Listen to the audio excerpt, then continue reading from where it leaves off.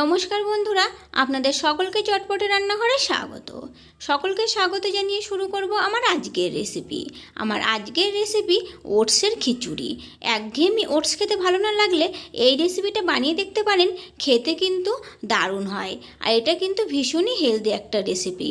ওটসে থাকে প্রচুর পরিমাণে ফাইবার, আর যারা ওয়েট লস করতে চান তাদের জন্য তো ভীষণই দারুণ একটা রেসিপি। তাহলে চলুন দেখে নেওয়া যাক। গ্যাস অনেক একটা কড়াই বসিয়ে দিয়েছি। কড়াইতে দিয়ে দিলাম 3 টেবিল চামচ সাদা তেল। ফোড়নে দিয়ে দিলাম হাফ চা চামচ জিরে, একটা তেজপাতা আর একটা শুকনো লঙ্কা। তারপরে ফোড়নটা ভেজে নিলাম। এখন দিয়ে দিলাম দুটো মাঝারি সাইজের পেঁয়াজ কুচি। গ্যাসের ফ্লেমটাকে মিডিয়ামে রেখে পেঁয়াজ কুচি প্রথমে 2 মিনিটের মতো হালকায় একটু ভেজে নিয়েছি। এখন দিয়ে দিলাম ফুলকপি। আমি এখানে কিছুটা ফুলকপি ছোটো ছোটো টুকরো করে কেটে নিয়েছি। একটা মাঝারি সাইজের গাজর কুচি, একটা ক্যাপসিকাম থেকে আমি অর্ধেকটা ক্যাপসিকাম নিয়েছি, 1 চা চামচ গ্রেট করে নেওয়া আদা আর একটা কাঁচা লঙ্কা কুচি। এখন এই সবজিগুলো একসঙ্গে আবারও প্রায় 2 থেকে 3 মিনিটের মতো একটু ভেজে নেব।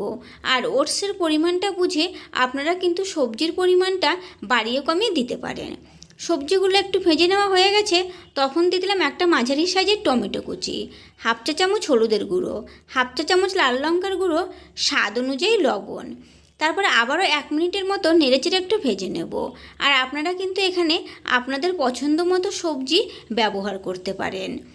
নেড়েচেড়ে নেওয়ার পরে এখন এখানে দিয়ে দিচ্ছি মুসুর ডাল। আমি এখানে হাফ কাপ মুসুর ডাল নিয়েছি। ডালগুলো 1 ঘন্টা আগে জলে ভিজিয়ে রেখেছিলাম। আর দিয়ে দিলাম 1 কাপ ওটস। এখন আবারও প্রায় 1 মিনিটের মতো সবজির সঙ্গে ডাল আর ওটসগুলো একটু ভালো করে নেড়েচেড়ে মিশিয়ে নিলাম।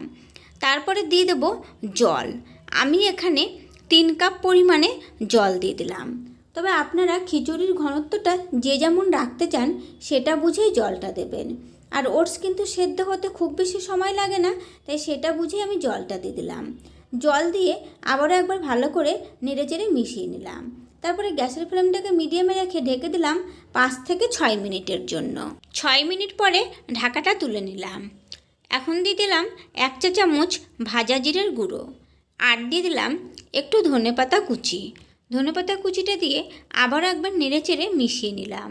আর এখন কিন্তু আমাদের এই ওটসের খিচুড়ি একদম রেডি। আপনারা যদি একটু ঘি খেতে চান তাহলে এই সময় কিন্তু একটু ঘিও দিয়ে দিতে পারেন। আমি এখানে ঘিটা দিলাম না। তো গ্যাসের ফ্লেমটা আমি অফ করে দিলাম। আর আমাদের এই ওটসের খিচুড়ি নামিয়ে সার্ভ করে দেখিয়ে দিচ্ছি। তো এভাবে আপনারাও কিন্তু সকালে জলখাবার হিসেবে কিংবা রাতের ডিনারে ঝটপট এই ওটসের খিচুড়ি বানিয়ে নিতে পারেন। খেতে কিন্তু দারুণ হয়। ভালো লাগলে চ্যানেলটিকে লাইক, শেয়ার ও সাবস্ক্রাইব করে নেওয়ার অনুরোধ রইল, পাশে থাকা বেল আইকনটি সমেত। আজকের মতো এই পর্যন্তই। ফিরে আসবো নতুন কোনো রেসিপি নিয়ে।